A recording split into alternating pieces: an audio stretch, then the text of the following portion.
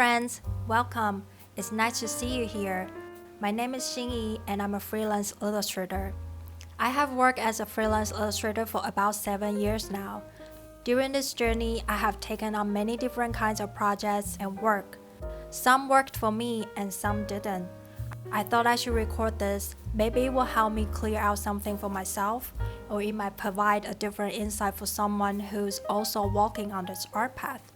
So in this video, I'm going to tell you a little bit about what has happened in the past few years and what I have learned from it. In 2016, when I left my previous job, I decided to make art as my career.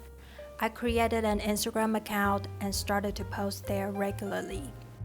The algorithm was not so mysterious at that time, so pretty soon I got some attention and very encouraging messages. That made me so happy every day. But even though I had a lot of fun drawing whatever I liked, as someone wanted to make a living through art, that situation didn't look very promising.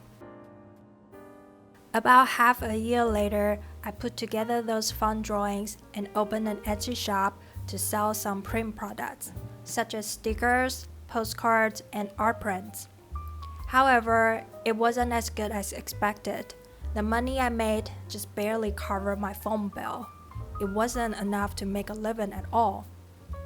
Luckily, around the same time, somebody contacted me on Instagram asking if I could do the commission piece. So I accepted with all the gratitude from the bottom of my heart. After that, I put in a lot of effort to get more commission work, and my hard work was also paying off. Each year, I had some pretty good months taking commission projects, but the workload was not spread out very evenly throughout the year. Sometimes I got so busy that I had to decline some requests, and sometimes I doubt if I could ever get the next project.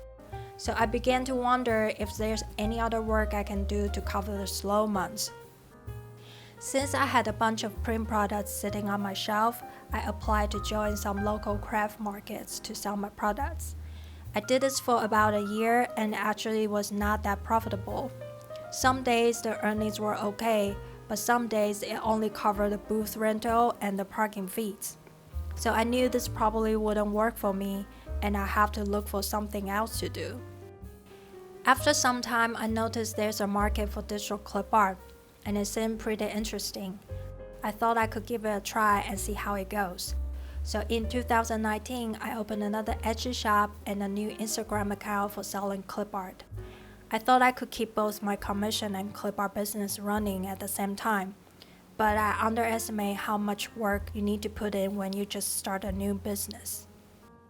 Gradually, I spent more and more time creating clip art and had less time for commission work. Eventually, I stopped accepting new commission work and also stopped posting on my original Instagram account. As a result, I lost a huge number of followers. I got a few messages from my old followers asking where I went and saying they miss seeing my work. I feel very touched that people do care and get inspired by my work, but I also feel bad that I have to drop it because I wanted to keep the promise that I will make a living by being an artist. It's a bit ironic, isn't it? In 2020, I had an opportunity to hold a small exhibition.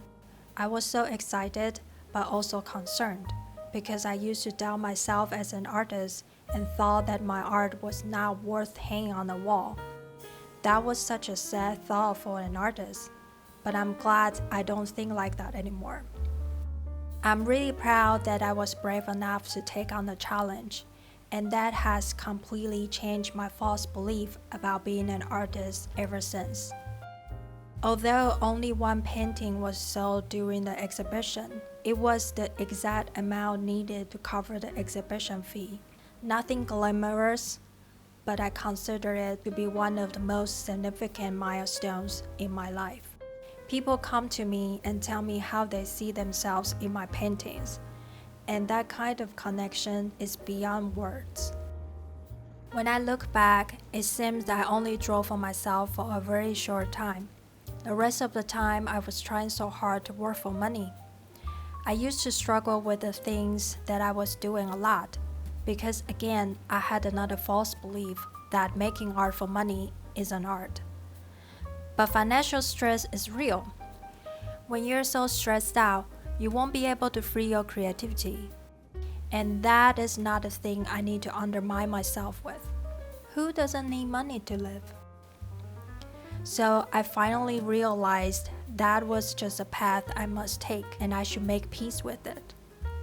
Now I'm truly grateful to my past self. She worked so hard to provide me this stability, so I have this privilege to keep on exploring in the art world. In recent years, I often sense this urge to go deeper with my art, searching a meaning in it.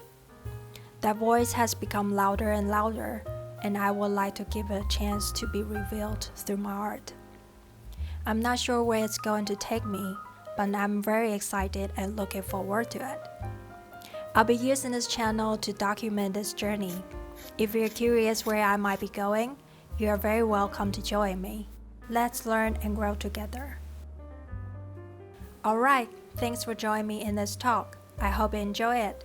If you like the content I share in this video, give it a thumbs up and subscribe. I'm still gathering ideas for this channel, so if you have any thoughts or suggestions, please feel free to leave a comment. You can also find me on Instagram at Hsinyi Chen Art and my website hsinyichen.com. The links are below in the description. Okay, that's it. I hope you have a wonderful day, and I'll see you next time. Bye bye.